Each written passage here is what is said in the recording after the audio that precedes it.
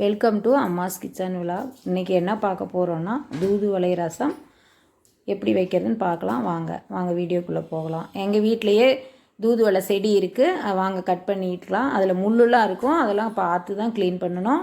இலைய தனியாகவும் அந்த தண்டு தனியாகவும் எடுத்துக்கோங்க. தண்டுலாம் நல்லா க்ளீன் பண்ணிவிட்டு அதை அடுப்பில் வச்சு தண்ணி ஊற்றி நல்லா கொதிக்க வைங்க. கடாயில் வச்சு நல்லா கொதிக்க விடுங்க.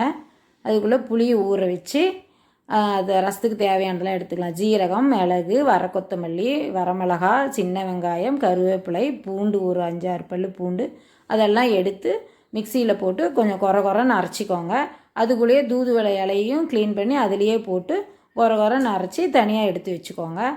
அதுக்கப்புறம் அந்த கொதிக்கிறப்ப அந்த தண்ணியை அடுப்பு ஆஃப் பண்ணிவிட்டு அந்த தண்டை தனியாக எடுத்துகிட்டு தண்ணியை தனியாக எடுத்து வச்சுக்கோங்க. புளியை கரைச்சிக்கிட்டு தக்காளி, உப்பு, அதுலேயே மஞ்சத்தூள் எல்லாம் போட்டு அந்த நம்ம அரைச்சி வச்சுருக்கிற பொருள் எல்லாத்தையும் அதில் போட்டுக்கோங்க. போட்டு நல்லா கையை விட்டு நல்லா பிசைஞ்சிக்கோங்க. நல்லா கரைச்சிக்கணும். தக்காளி எல்லாத்தையும் நல்லா கரைச்சிக்கோங்க.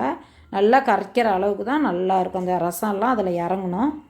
நல்லா புளி தண்ணியில் இதையெல்லாம் போட்டு நல்லா கரைச்சிக்கிட்டு அந்த கொதிக்க வச்ச தண்ணியும் அதிலேயே ஊற்றிக்கோங்க. உப்பு பார்த்துக்கிட்டு பத்தலைன்னா தண்ணி ஊற்றிக்கோங்க. அடுப்பு பற்ற வச்சு கடாயை வச்சு அதில் எண்ணெய் ஊற்றி எண்ணெய் காஞ்ச உடனே கடுகு கொஞ்சம் போடுங்க.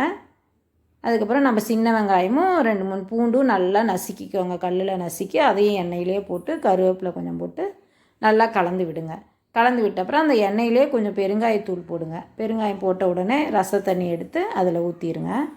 அதுக்கப்புறம் நல்லா கலந்து விட்டுட்டு உப்பு பார்த்துக்கோங்க. அதுக்கப்புறம் நல்லா நுர கட்டி வரணும். ரசம் கொதிக்கக்கூடாது. நல்லா சுற்றியும் நுர கட்டி வரும் பொழுது மல்லி இலையை நல்லா தூவி விட்டு அடுப்பு ஆஃப் பண்ணிடுங்க. அடுப்பு ஆஃப் பண்ணிவிட்டு இறக்கி வேறு பாத்திரத்துக்கு மாற்றிக்கோங்க. இது இந்த மழை காலங்கிறதுனால குழந்தைங்கள்லேருந்து பெரியவங்க வரைக்கும் எல்லாருக்கும் இது சளி இருமலுக்கு ரொம்ப நல்லது.